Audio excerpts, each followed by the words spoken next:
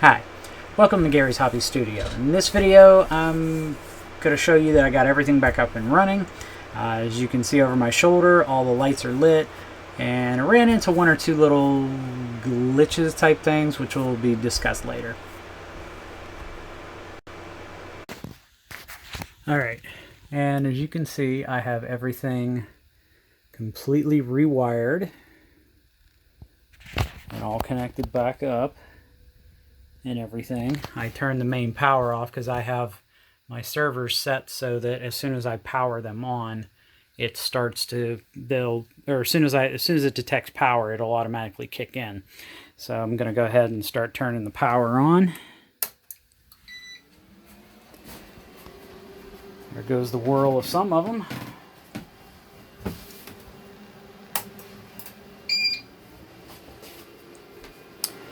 And everything's coming back to life, except for some reason, the 710.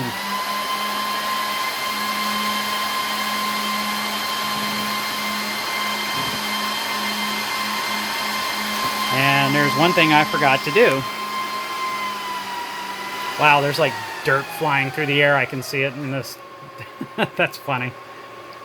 Okay, so me like a dumbass, I did not plug in the 4 servers. I did everything else but that. The only thing I have to do is move, I want to say number 1, I got to shorten it up, and I still have these 3 that I have to punch down, but at some point that will happen. 4, 5, okay. Oh, that's right. I think it's the second one should be connected.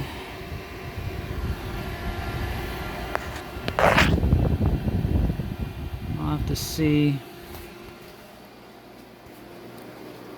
This 3 should be lit, or no, 2 should be lit, but it's not.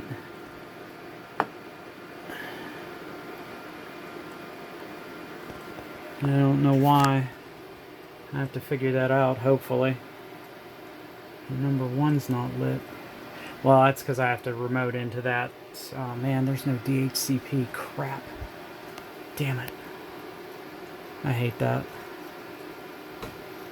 11's lit. 5's lit. 4's lit. 2 and 1 are not lit. Yay. Figure out why the hell that's not working.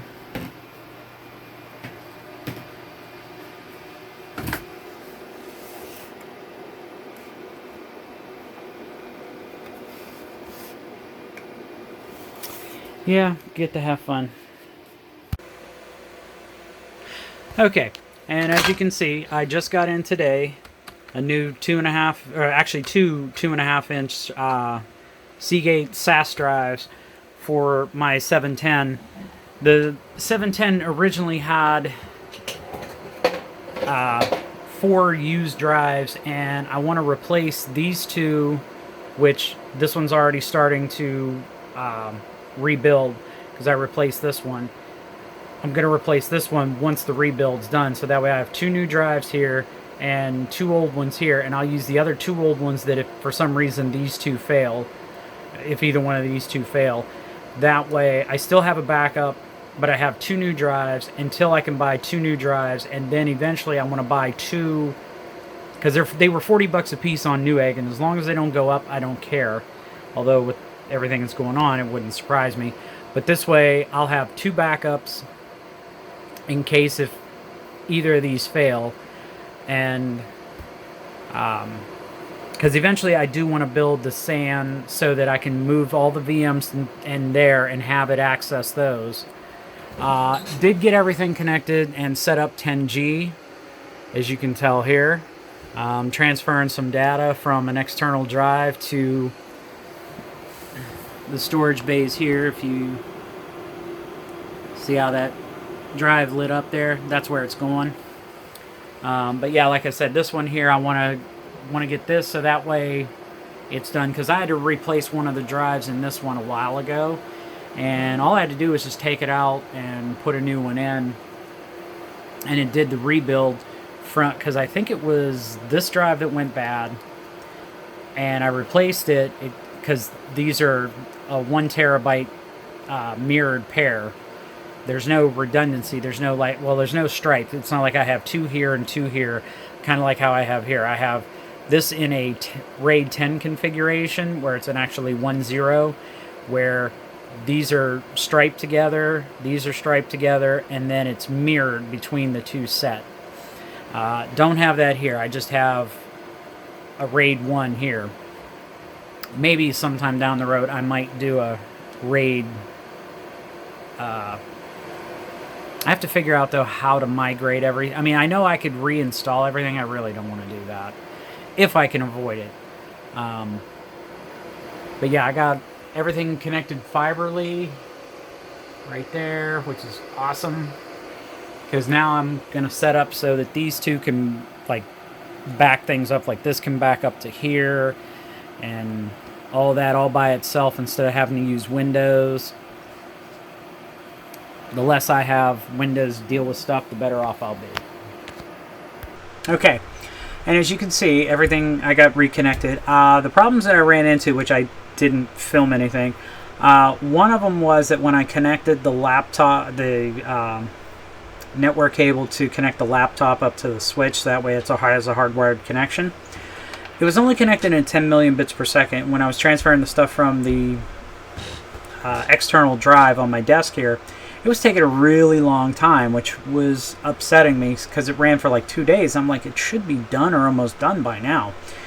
So what happened was that I thought at first, I was like, I am not going to rip this ceiling down after I did all that work to put it up and everything, just to replace one stupid cable. If I had 2 or 3 cables or needed to run 2 or 3 new ones, yeah, I could see me taking it down because then it would be justifiable.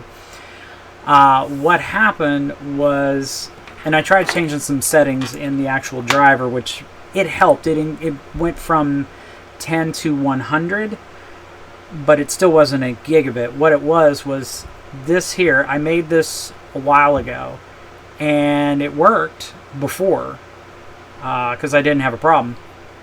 But apparently now it has a problem. Why, I have no idea. Just went bad. So I grabbed one from the 710. It was for port 4 on the 4-port gigabit NIC card that it has in there. Took it out, plugged it in.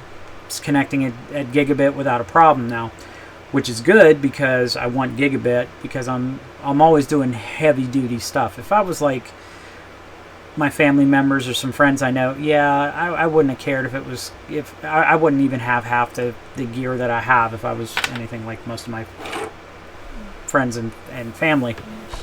Wouldn't need a gigabit switch, wouldn't need the many port switch that I have, wouldn't need the fiber switch that I have, probably wouldn't even need the servers that I had or anything like that, but I need it because A, I can do it, B, I want to do it, but that's all another story. But basically that's what it was. It was just, and it's weird too because it connects, it tests good, just something about it. It has a flaky connection or something somewhere, because that's why it's not negotiating at the right speed. Once I was able to switch the cable, worked right off the bat. I'm glad I didn't have to rip the ceiling apart, because I would have been like, okay, that stuff from Home Depot, because I bought a big like 500-foot box of it for like, 100 and some bucks. I think it was around 100 or so dollars for 500 feet. Yeah, I know it's expensive, but point being is I was running out of the one box that I had, so and for me that's going to last me a long time, because that's what the other one did. But I got everything connected. Yes, I was a dummy, didn't connect the fiber connections to the actual servers and everything, which was fun. It was really easy to just connect. But yeah, everything's up and running. Did get the faceplate for the bottom UPS. As soon as I get some batteries, I got to order batteries for it, and I got to order batteries for her parents. I gave them one of the other ones that I had, and the battery just shit itself for some stupid, ungodly reason. Don't know why. But basically, everything's up and running. The only thing I have to do is I still have to punch down those 3 things. Just haven't had time. Oh, this week has just been totally nuts. So that still need. I want to put the 2 SANs on a VLAN to separate. That way they can talk back and forth, move data back and forth if need be, and the servers will still have access to it. I'm going to be probably testing that out. I want to say this weekend, maybe, depending. I know I got some stuff happening this weekend. Just depends on what time. But got my TV shows from that copied back over. Still need to add some that weren't backed up. But yeah, it's great having everything back up and running. Love the 4 monitor setup. Painting monitor for that. This for DaVinci Resolve because it actually uses all 3 screens on certain features. It's really fantastic. And